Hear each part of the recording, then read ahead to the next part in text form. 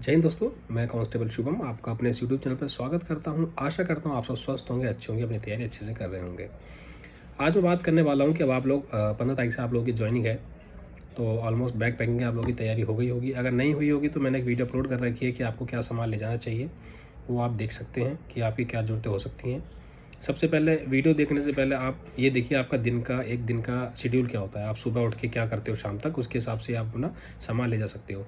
इसके अलावा आप लोग बेडिंग ज़रूर लेके जाना, अपने लिए खाने के प्लेट, बर्तन, एक्स्ट्रा कुछ ड्राई फ्रूट्स वगैरह भी, और मेडिसिन भी ज़रूर लेके जाना।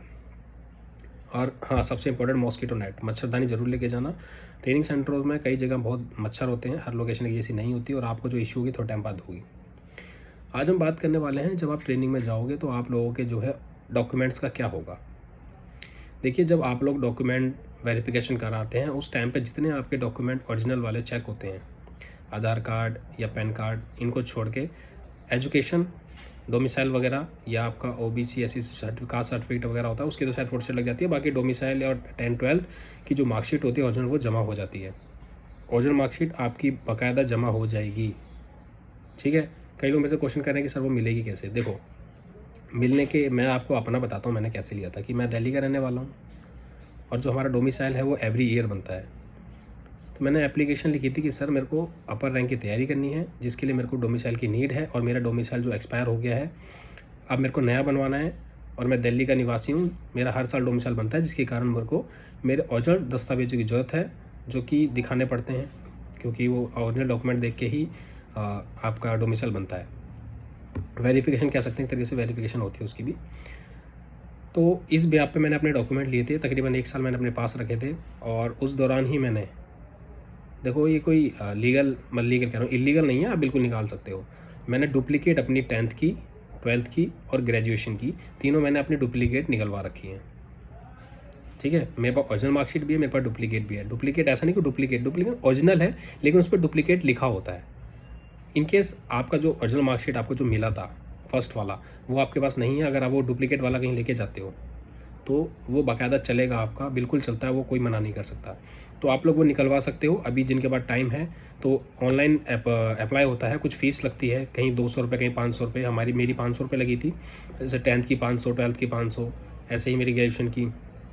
तो वो आप फीस कटवा के अपना अप्लाई कर सकते हो। उसमें 2 ऑप्शन होते हैं, एक तो आप बाय डाक मंगा सकते हो, और एक फिजिकली आप जाके ला सकते हो। तो हो सकता है आप फिजिकली जाके लाओ तो आपका बाद में बने, आप ट्रेनिंग ज्वाइन कर लो, तो उससे पहले आप बाय डाक वाला ऑप्शन कर लो, कि बाय डाक वो आपके घर पे आ जाएगी, और आपके घर वाला कोई भी होगा वो रिसीव कर लेगा जब आप ट्रेनिंग के अंदर होंगे उस दौरान। तो इससे आपको ये बेनिफिट होगा कि आपकी ट्रेनिंग बाई चांस ख़त्म होती है, आपको कोई एनओसी अगर नहीं मिलती, आप तुरंत आके अपना वो डॉक्यूमेंट लेके, कोई अगर एग्ज़ाम का डॉक्यूमेंट वेरिफिकेशन या उस टाइम नीड है, तो आप उस मार्कशीट से या उस डॉक्यूमेंट से आप अपना आगे का प्रोसेस कर सकते हो।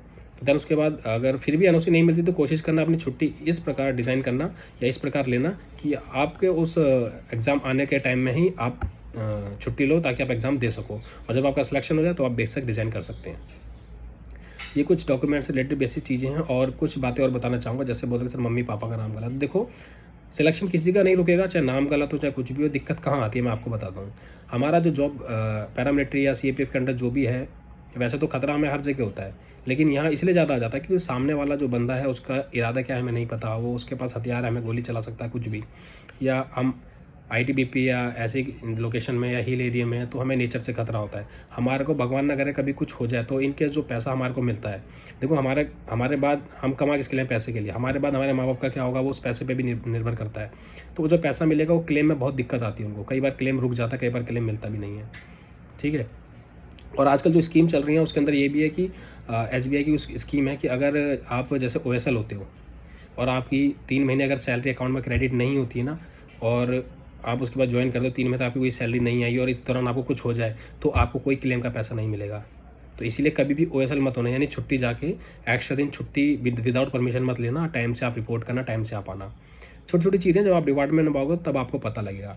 और जिनके माँ बाप का नाम गलत है, जो सही हो सकता है उसको सही करवा लो, जो नहीं हो सकता तो नॉमिनी ऐसे बंदे को बनाना जो क्या बोलते हैं जिसका सब कुछ एकदम ठीक हो, जिसको आगे दिक्कत ना आ सके, ठीक है। जिसकी शादी हो गई है वो अपनी वाइफ को, वो उसकी वाइफ ही नॉमिनी बनेगी, तो उसकी अपनी वाइफ को नॉमिनी बनाना, या वो चाहता है कि डिवाइड करना तो वाइफ को 50%, मदर को 50%, या वाइफ को 50%, मदर को 25%, फादर को 25%, ऐसे आप जो उसका पैसा है आपका जो कल को कुछ होता है या मिलेगा आपको, तो वो ऐसे डिवाइड हो जाएगा।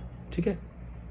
डॉक्यूमेंट से रिलेटेड अगर आपको कोई भी प्रॉब्लम है, कोई भी परेशानी है, आप मेरे को मैसेज कर सकते हैं, मेरे से टेलीग्राम पर जुड़ सकते हैं, मेरे से इंस्टा पर जुड़ सकते हैं। मैं हर किसी को रिस्पॉन्स करता हूँ। आपने वैसे तो मेरा रिप्लाई तुरंत करता हूँ, लेकिन कई बार बिजी होता हूँ तो शायद 2-3 घंटे का समय भी लग जाता है, लेकिन रिप्लाई मैं सबको करता हूँ। वीडियो पसंद आया हो तो लाइक करना, चैनल पर नए हो तो सब्सक्राइब करना, और भी कोई डाउट हो तो ज़रूर मेरे से पूछना। जय हिंद, जय भारत।